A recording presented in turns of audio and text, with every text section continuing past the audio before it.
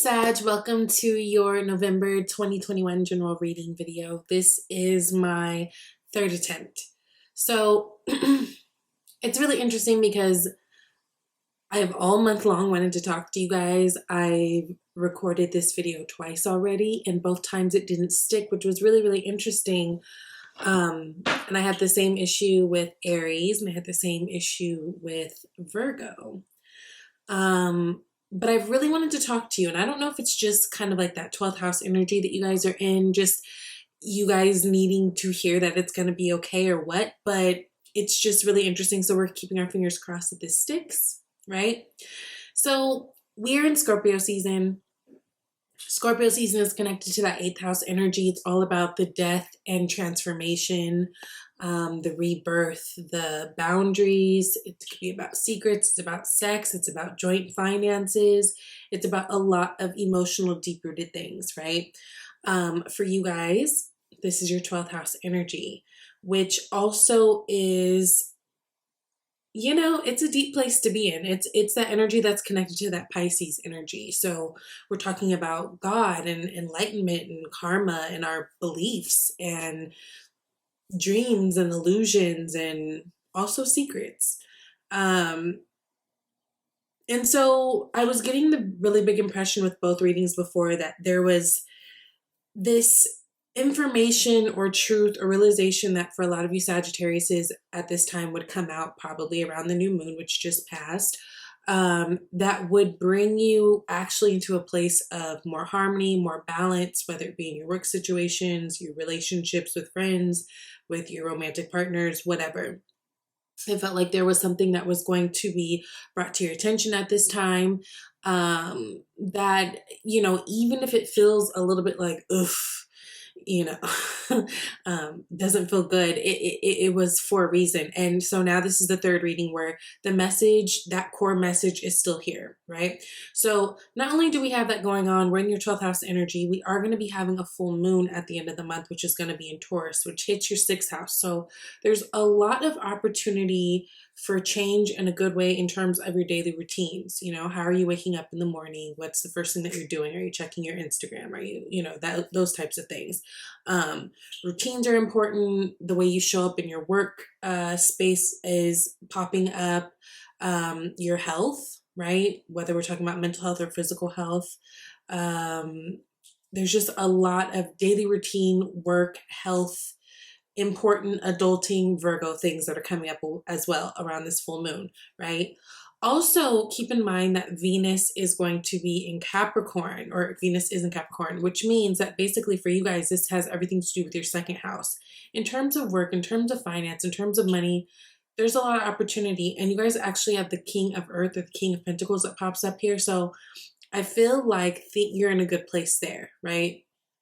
This feels like where things might be a little tricky, might be in your personal life, right? With your personal relationships, or even your personal relationship to yourself. So if this is letting go of certain bad behaviors, vices, things that you've noticed are holding you back, right? I feel like right before our birthday is when we all kind of do, you know, take a little bit of inventory and see if the things that we've been working towards and, you know, doing, if they are conducive for the way that we want to move forward, right? And I feel like that's where a lot of you Sages are at, basically. Now, you guys have the Queen of Fire as the unseen energy. This is at the bottom of the deck, which I love to see. This is your energy. You know, this is a queen who's confident. She's fun. She's spontaneous. She goes for her passions. She's powerful in that way, right? There's something about her charm that puts her in a really good place too. And this is about people being attracted to her and her attracting things that she very much wants, right? Again, Queen of Fire, she doesn't go for things out of duty. Like everything that she does for the most part are things that she's connected to. She's also a very sexual queen, right? She's the most sexual queen of the deck. And so maybe some of those feelings are coming up as well. Now, going to the message of it feeling like there's some truth or something that came out to the past, came out in the past, you got the King of Air in the past position. Now, this could be in the recent past or this could be some time ago, but I feel like this is your energy. This is King of Swords. He's very decisive. He's very honest, and he doesn't take BS. This is the king that'll cut straight to the truth.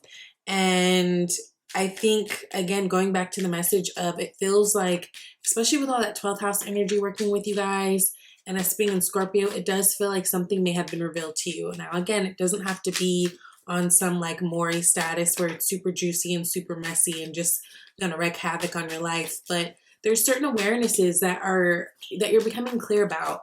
And I think a lot of you Sagittarius are in a place where you want to make change. So if it requires you not doing something, not playing into something, not putting yourself in certain positions, I think that a lot of you guys are finally in that place where you're ready for it. Although it can be scary, right? You've got the Nine of Wands here, which I love to see it only because you've also got the Ten of Water or Ten of Cups with the Nine of Wands in the present position. So it does make sense. It just feels like some of you guys have cut off or let go of certain things in your life, whether it be certain relationships, especially could have been with friends, right? We're in 12th house energy now, but when we were in Libra season, for you guys, that was your 11th house. And I think that for a lot of you guys, there were certain relationships that became clear that they served their sentence, right? Like you guys had your connection for your time and it meant something for that moment, but not necessarily these being people that you're meant to go forward with. Now, these could be people that you've known for a long time. These could be people that you've been recently dating, but it feels like there's been some type of a cutoff. And even though there is this fear, right? Because Nine of Wands is basically fear. This is someone who's had their heart broken before.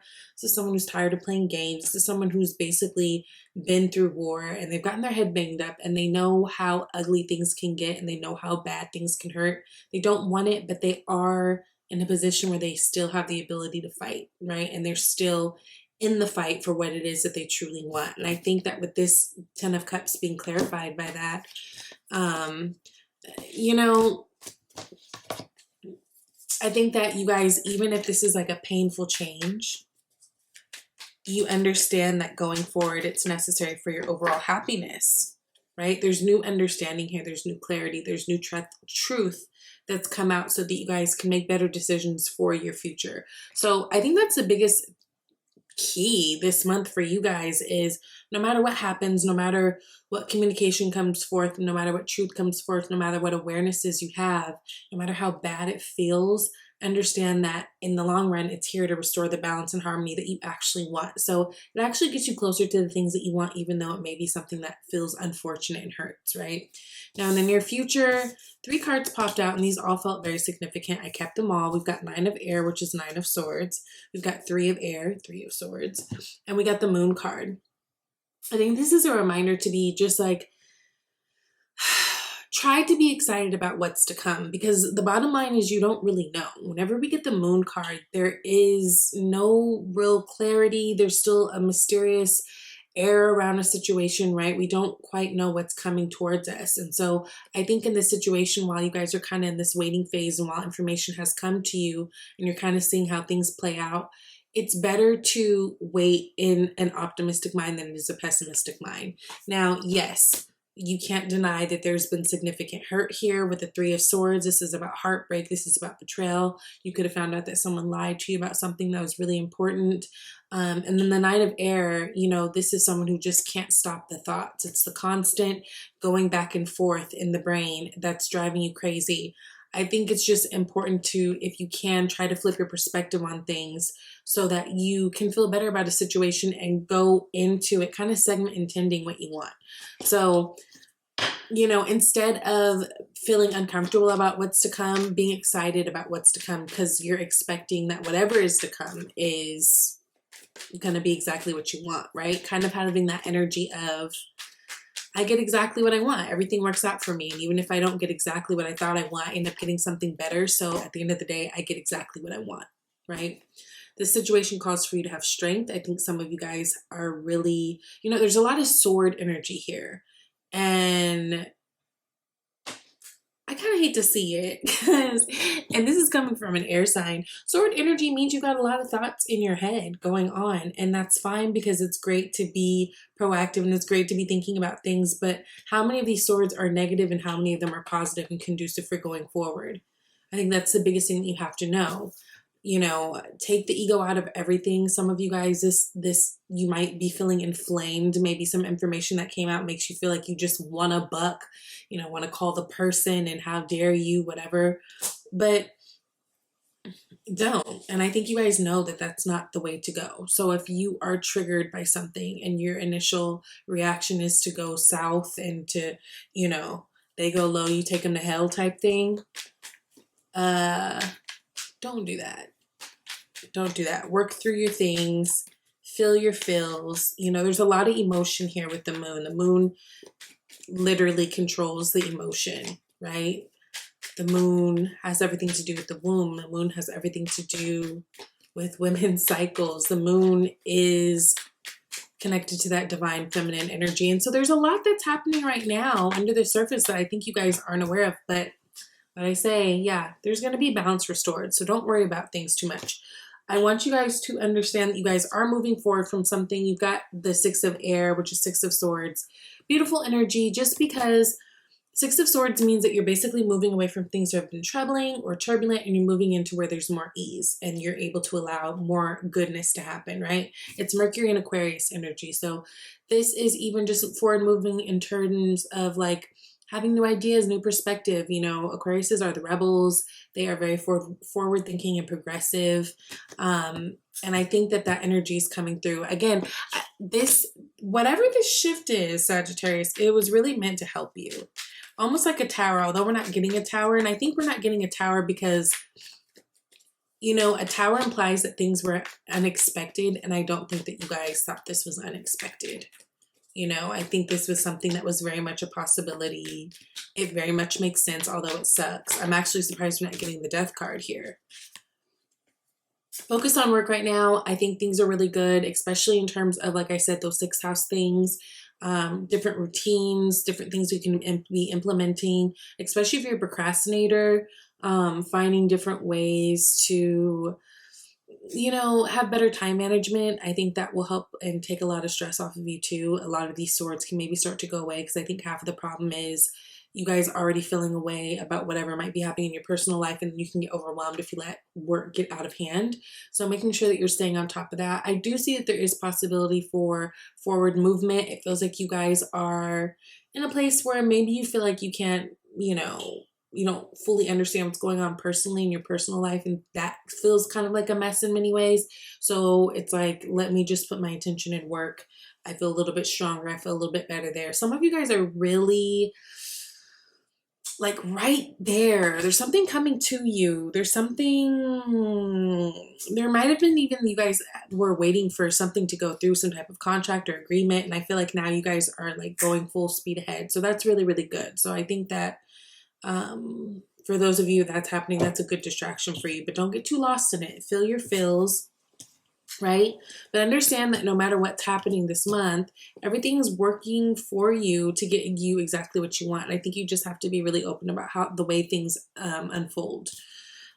You've also got, I always trust the direction of the universe and know I'm being guided. Right? And got that dragonfly there. I think that's really, really beautiful, because again, even though you don't know step by step, you know, maybe what's happening, just know that you're being guided. You guys are mutable fire. So you have the ability to pivot, and this month might require you to pull that out. Okay. You've got also pay yourself first. It says make yourself your most important financial obligation by setting aside a portion of your income every time you are paid. This loving form of self-care ensures that you have savings to invest in your present and future. So making sure that you are stacking your money, even if you're getting money this month, even if you're getting it in like a clump, like what feels like a bonus, don't treat it like it's a bonus to blow. Maybe hold on to it a little bit, because there may be some things in the future that you want it for. So make sure that you're at least contributing to a savings, okay? And you've also got deception, right? So again, there was something it feels like you guys ended, and of course I dropped the damn card, y'all, sorry. It says someone is wearing a false mask in this relationship. It could be your partner, but again, maybe for some of you, maybe it's you. Is this really where you want to be? Are you really in it to win it anymore? Is this, you know, really get down to the root to get to the fruit of whatever your problem may be in your relationships if you are feeling like you are having one. Also, this might just be talking about you guys needing to communicate more with your partner, because maybe someone's not being quite honest about something that they feel or something that could have transpired. So I hope that this was helpful. I hope that this sticks. Oh my gosh, I love you. I love you guys, and I'll talk to you later, Sag. Bye.